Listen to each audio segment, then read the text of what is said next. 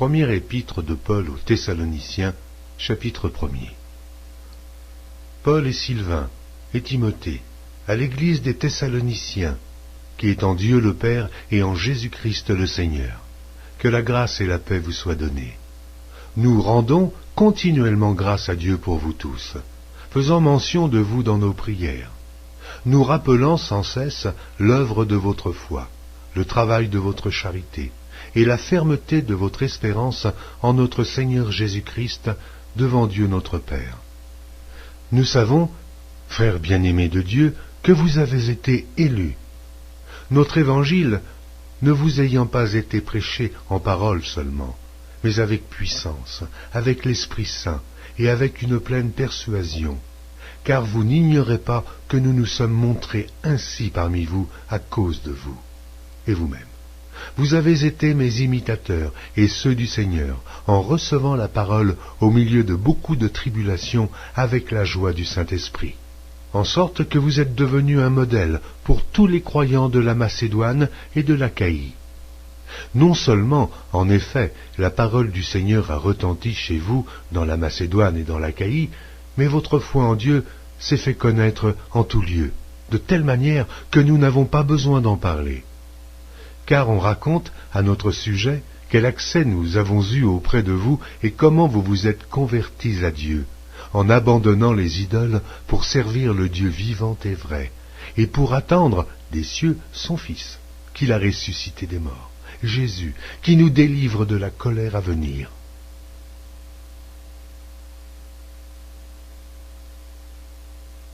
Première épître de Paul aux Thessaloniciens, chapitre 2.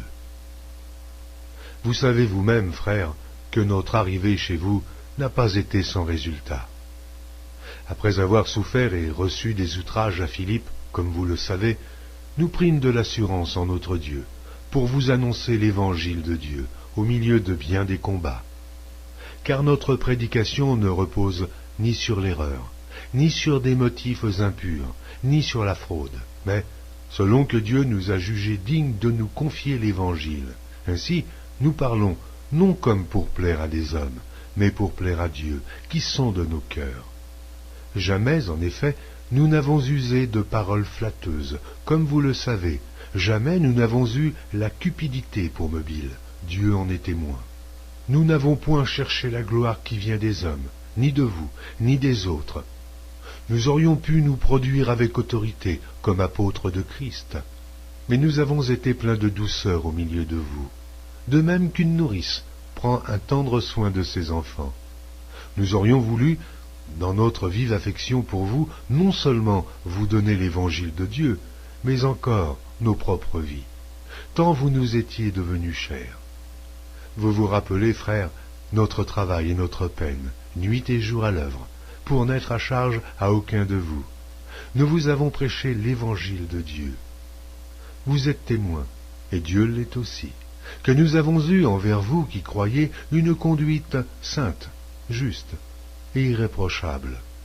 Vous savez aussi que nous avons été pour chacun de vous ce qu'un père est pour ses enfants, vous exhortant, vous consolant, vous conjurant de marcher d'une manière digne de Dieu qui vous appelle à son royaume et à sa gloire. C'est pourquoi nous rendons continuellement grâce à Dieu de ce qu'en recevant la parole de Dieu que nous vous avons fait entendre, vous l'avez reçue non comme la parole des hommes, mais ainsi qu'elle l'est véritablement, comme la parole de Dieu qui agit en vous qui croyez. Car vous, frères, vous êtes devenus les imitateurs des églises de Dieu qui sont en Jésus-Christ dans la Judée, parce que vous aussi, vous avez souffert de la part de vos propres compatriotes les mêmes maux qu'elles ont souffert de la part des Juifs.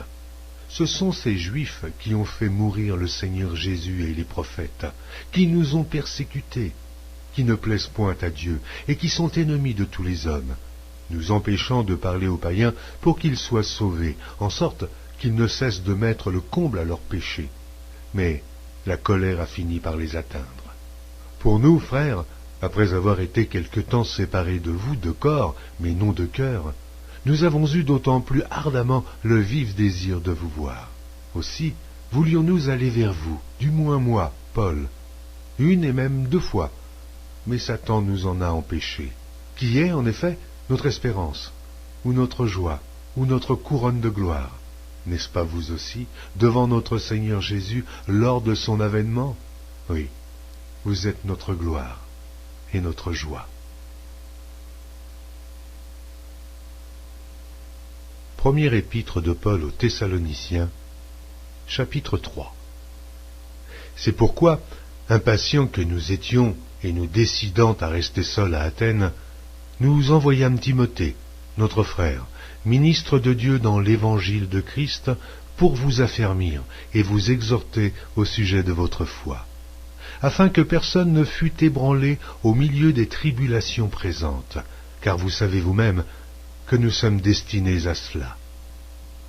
Et lorsque nous étions auprès de vous, nous vous annoncions d'avance que nous serions exposés à des tribulations, comme cela est arrivé et comme vous le savez. Aussi, dans mon impatience, j'envoyai m'informer de votre foi dans la crainte que le tentateur ne vous eût tenté et que nous n'eussions travaillé en vain. Mais Timothée, récemment arrivé ici de chez vous, nous a donné de bonnes nouvelles de votre foi et de votre charité, et nous a dit que vous avez toujours de nous un bon souvenir, désirant nous voir comme nous désirons aussi vous voir. En conséquence, frères, au milieu de toutes nos calamités et de nos tribulations, nous avons été consolés à votre sujet à cause de votre foi, car maintenant nous vivons, puisque vous demeurez fermes dans le Seigneur. Quelles actions de grâce, en effet, nous pouvons rendre à Dieu à votre sujet, pour toute la joie que nous éprouvons à cause de vous devant notre Dieu. Nuit et jour, nous le prions avec une extrême ardeur de nous permettre de vous voir et de compléter ce qui manque à votre foi. Que Dieu lui-même, notre Père et notre Seigneur Jésus aplanissent notre route pour que nous allions à vous. Que le Seigneur augmente de plus en plus parmi vous et à l'égard de tous cette charité que nous avons nous-mêmes pour vous, afin d'affermir vos cœurs, pour qu'ils soient irréprochables dans la sainteté devant Dieu notre Père, lors de l'avènement de notre Seigneur Jésus avec tous ses saints. Première épître de Paul aux Thessaloniciens, chapitre 4. Au reste, frères, puisque vous avez appris de nous comment vous devez vous conduire et plaire à Dieu, et que c'est là ce que vous faites, nous vous prions, et nous vous conjurons, au nom du Seigneur Jésus, de marcher à cet égard de progrès en progrès. Vous savez en effet quels préceptes nous vous avons donnés de la part du Seigneur Jésus. Ce que Dieu veut, c'est votre sanctification, c'est que vous vous absteniez de l'impudicité, c'est que chacun de vous sache posséder son corps dans la sainteté et l'honnêteté, sans vous livrer à une convoitise passionnée, comme font les païens qui ne connaissent pas Dieu. C'est que personne n'use envers son frère de fraude et de cupidité dans les affaires, parce que le Seigneur tire vengeance de toutes ces choses, comme nous vous l'avons déjà dit et attesté. Car Dieu ne nous a pas appelés à l'impureté, mais à la sanctification. Celui donc qui rejette ses préceptes ne rejette pas un homme, mais Dieu, qui vous a aussi donné son Saint-Esprit. Pour ce qui est de l'amour fraternel, vous n'avez pas besoin qu'on vous en écrive, car vous avez vous-même appris de Dieu à vous aimer les uns les autres. Et c'est aussi ce que vous faites envers tous les frères dans la Macédoine entière. Mais nous vous exhortons, frères, à abonder toujours plus dans cet amour, et à mettre votre honneur à vivre tranquille, à vous occuper de vos propres affaires et à travailler de vos mains, comme nous vous l'avons recommandé, en sorte que vous vous conduisiez honnêtement envers ceux du dehors, et que vous n'ayez besoin de personne. Nous ne voulons pas, frères, que vous soyez dans l'ignorance au sujet de ceux qui dorment, afin que vous ne vous affligiez pas comme les autres qui n'ont point d'espérance. Car si nous croyons que Jésus est mort et qu'il est ressuscité, croyons aussi que Dieu ramènera par Jésus, et avec lui, ceux qui sont morts. Voici en effet ce que nous vous déclarons d'après la parole du Seigneur. nous les vivants, restés pour l'avènement du Seigneur, nous ne devancerons pas ceux qui sont morts. Car le Seigneur lui-même, à un signal donné, à la voix d'un archange et au son de la trompette de Dieu, descendra du ciel, et les morts en Christ ressusciteront premièrement. Ensuite, nous les vivants qui serons restés, nous serons tous ensemble enlevés avec eux sur des nuées à la rencontre du Seigneur dans les airs, et ainsi nous serons toujours avec le Seigneur. Consolez-vous donc les uns les autres par ces paroles. Première épître de Paul aux Thessaloniciens, chapitre 5. Pour ce qui est des temps et des moments, vous n'avez pas besoin, frères, qu'on vous en écrive. Car vous savez bien vous-même que le jour du Seigneur viendra comme un voleur, dans la nuit. Quand les hommes diront « paix et sûreté », alors une ruine soudaine les surprendra, comme les douleurs de l'enfantement surprennent la femme enceinte, et ils n'échapperont point. Mais vous, frères, vous n'êtes pas dans les ténèbres, pour que ce jour vous surprenne comme un voleur. Vous êtes tous des enfants de la lumière et des enfants du jour. Nous ne sommes point de la nuit, ni des ténèbres. Ne dormons donc point comme les autres, mais veillons et soyons sobres. Ceux qui dorment, dorment la nuit, et ceux qui s'enivrent, s'enivrent la nuit. Mais nous qui sommes du jour, soyons sobres, ayant revêtu la cuirasse de la foi et de la charité, et ayant pour casque l'espérance du salut. Car Dieu ne nous a pas destinés à la colère, mais à l'acquisition du salut par notre Seigneur Jésus-Christ, qui est mort pour nous, afin que, soit que nous veillions, soit que nous dormions, nous vivions ensemble avec lui. C'est pourquoi, exhortez-vous réciproquement et édifiez-vous les uns les autres comme en réalité vous le faites. Nous vous prions, frères, d'avoir de la considération pour ceux qui travaillent parmi vous, qui vous dirigent dans le Seigneur et qui vous exhortent. Ayez pour eux beaucoup d'affection à cause de leur œuvre.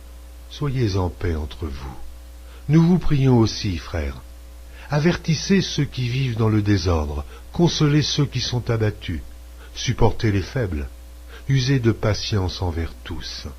Prenez garde que personne ne rende à autrui le mal pour le mal, mais poursuivez toujours le bien, soit entre vous, soit envers tous. Soyez toujours joyeux, priez sans cesse. Rendez grâce en toutes choses, car c'est à votre égard la volonté de Dieu en Jésus-Christ. N'éteignez pas l'esprit, ne méprisez pas les prophéties, mais examinez toutes choses, retenez ce qui est bon. Abstenez-vous de toute espèce de mal. Que le Dieu de paix vous sanctifie lui-même, tout entier, et que tout votre être, l'esprit, l'âme et le corps, soit conservé irrépréhensible lors de l'avènement de notre Seigneur Jésus-Christ. Celui qui vous a appelé est fidèle, et c'est lui qui le fera. Frères, priez pour nous. Saluez tous les frères par un saint baiser. Je vous en conjure par le Seigneur, que cette lettre soit lue à tous les frères. Que la grâce de notre Seigneur Jésus-Christ soit avec vous.